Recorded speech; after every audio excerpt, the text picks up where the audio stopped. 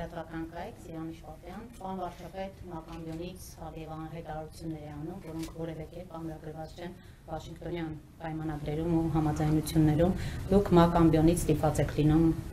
հակազդել, ասել, որ անհասկանալի է ըստ էության այսպիսի հայտարարությունը։ Դրանից հետո փաստորեն Մակամբյոնը վերածվում է երկու երկրների միջև հարցեր պարզելու հարթակի, Գյանջայում է միջոցառում տեղի ունենում, որտեղ բռունցք են ցույց տալիս 44 են ներկայացնում գրում եւ այլն։ Հիմա այս ամենի ֆոնին, երբ միակողմանի խոսում եք խաղաղության մասին, արդյոք այսպիսով դուք ցանկալին իրականության տեղ չեք փորձում ներկայացնել։ Նախ գիտեք, ես միակողմանի չեմ խոսում խաղաղության մասին, մենք խաղաղության մասին փաստաթղթեր ունենք ստորագրված։ Եվ բացի այդ, այնպես չի, որ ես եմ խոսում միայն խաղաղության մասին, Ադրբեջանն էլ ըստ էության խաղաղության մասով այդտեղ տարընթերցում եւ տարբերություն մեկնաբանությունների մեջ չկա եւ որոշակի թեմաների հետ կապված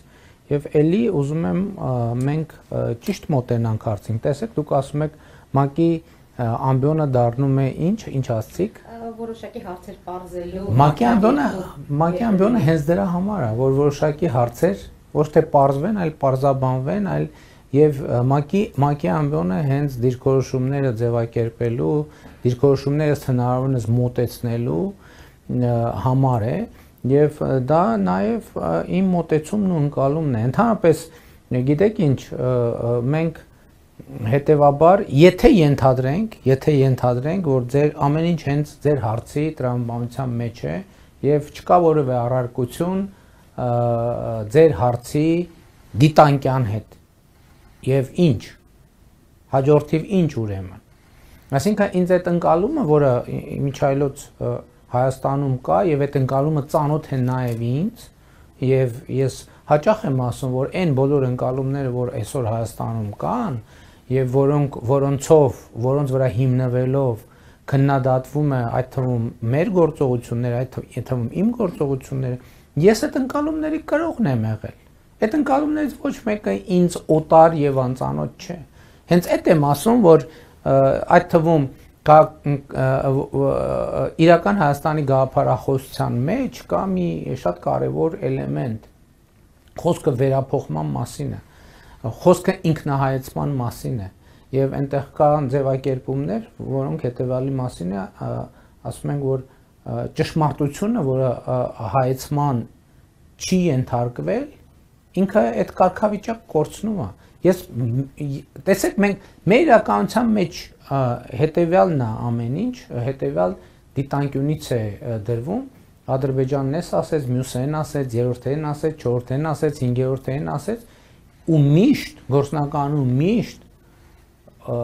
տեսադաշտից դուրս է թողնվում թերևս ամենակարևոր հարցը, իսկ մենք ինչ ենք ասում։ Հենց տեսեք, մենք երկար տարիներ խոսել ենք Հայաստանի սուբյեկտայնացման մասին, որ Հայաստանը ոչ թե միջազգային հարաբերությունների սուբյեկտ է, այլ միջազգային հարաբերությունների օբյեկտ է։ Դա ինչի՞ց է եղել, որ մեզ երբեք չի հետաքրքրել, թե մենք ինչ ենք ասում։ Մեզ հետաքրքրել է, թե ուրիշները ինչ են ասում։ Հիմա ո՞րն է փոփոխությունը։ Մեզ համար ամենակարևորն է, թե մենք ինչ ենք ասում։ Մեզ համար ամենակարևորն է, թե մենք ինչ դիրքորոշում ունենք, եւ մեզ համար ամենակարևորն է, որ մենք մեր դիրքորոշումները ինչքանով ենք համապատասխանեցնում, այսպես ասած, միջազգային երթևեկությանը եւ երթևեկության կանոններին։ Օրինակ, հիմա շատ Հայաստանում տարածված խոսույթ է, որ Հայաստանը, չգիտեմ, ում պահանջն է կատարում, մեկի պահանջն է կատարում, Հայաստանը ոչ մեկի պահանջն չի կատարում։ Ես այդ օրինակը մի անգամ բերել եմ, ելի կբերեմ այդ օրինակը, որ մի քանի անգամ եմ բերել այդ օրինակը։ Որ ասում եմ, երբ որ մենք ընդ որում մեր պատմության ժամանակ, մեր պատմության ընթացքում բազմիցս լինում է իրավիճակներ, եղել է իրավիճակներ, կներեք այս համեմատությունների եւ զուգահեռների համար, երբ որ մենք վրաերթի ենք ենթարկվում։ Մենք անդադ վրաերթի ենք ենթարկվում ու այդ վրաերթի արդյունքում ինչ ենք անում, սկսում ենք ասել, որ մարդկային արդարություն, մարդկային աշխարհ, անարդար աշխարհ, մարդկային արդարություն, մենք թքենք քո ճակատին, բայց մենք մեր շուրջը մի հատ չենք նայում։ Կարող է դա նրանից է, որ մենք մայրուղու երթևեկելի մասում ենք կանգնած եւ մայրուղու երթևեկելի հատվածում ենք։ Եվ այն որ մենք ասում ենք ժողովուրդ, եկեք կարողա մենք ոչ թե պետքա մեզ իմացած մեզ ծանոթ մեթոդով ու որտեղից պատահի անցնենք փողոցը, այլ պետքա անցնենք հետիոտնային անցումով։ Դա կարա մեկնաբանվի, որ այն դիմացի վարորդը կամ այն ուրիշ վարորդները սպառնացին մեզ, եւ մենք այնքան թուլամորթ գտնվեցինք, որ սույսի տակ կանգնել։ Մենք այնքան թուլամորթ եւ անկամ պետություն ենք, որ մենք սկսել ենք հետիոտնային անցումով անցնել։ Մենք այնքան անկամ եւ այնքան թույլ պետություն ենք, որ սկսել ենք երթևեկության կանոններով երթևեկել կամ ուզում ենք սովորենք երթևեկության կանոնները։ Այն ինչ որ տեղի է ունենում, այստեղ իմիջիայլոց Հայաստանում կա, չէ, եւ եղել է այդ ընկալումը։ Այ եթե դու քեզ կշիռ ունես, դու պետք է որովհետեւ կարմիր լույսի տակով չես անցնում, ուրեմն դու այդքան էլ քո դերը հանրության մեջ այդքան էլ բան չի։ Հետիոտնային անցում, թող հետիոտնային անցումներով միամիտները անցնեն, չեմ ուզում ավելի կոպիտ բառ օգտագործել։ Մենք խի պետք է հետիոտնային, որովհետեւ մենք ուժեղ տղա ենք, մենք տեն չի, մենք մեր պետական հիգիենայի մասին պետքա մտածենք։ Կամ էլ արձանագրենք, երբ որ մենք ուղղակի կանգնած ենք մայրուղու երթևեկելի մասում եւ ուզում ենք այդ երթևեկու 100-ի տակ ընթացող ավտոմեքենաների վարորդներին եւ ավտոմեքենաներին բացատրել, թե ինչա պատմական արդարությունը, թե մեր արգումենտները ինչքան ճիշտ են, կներեք, դա ոչ մեկին հետաքրքիր չի, որտեղ իրանք ուզում են A կետից գնալ B կետը, չէ՞։ Մենք էլ որ երթևեկից գնալիս ենք լինում, եթե շատ ուշադիր ենք, տեր մենք մեկը փողոցի կենտրոնում կանգնած ինչ որ բան է ասում եւ այլն, լավագույն բանը մենք դանդաղեցնում ենք շրջանցում անցնում, որովհետեւ մենք մեր խնդիր ունենք եւ այդ խնդիրն ենք լուծում։ Նկատի ունեի օգոստոսի 8-ից հետո ամիսուկես է անցել ու այս օգոստոսից 8-ից հետո ես ասել եմ իմ օգոստոսի 18-ի ուղերձում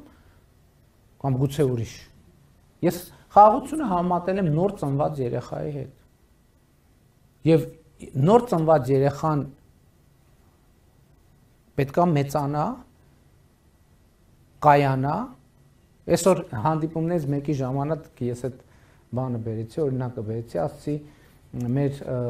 երբ որ երեխայի օրինակն էի բերում, ասացի մեր ժողովուրդը մենք մի հատ լավ ասացվածք ունենք, ասում ենք երեխան հիվանդանալով է մեծանում։ Խաղաղություն, այս երեխան էլ է հիվանդանալով մեծանալու, գրիպ անգնելու, մրսելու է, ջերմությունը բարձրանալու է, ընկնելու է, հա?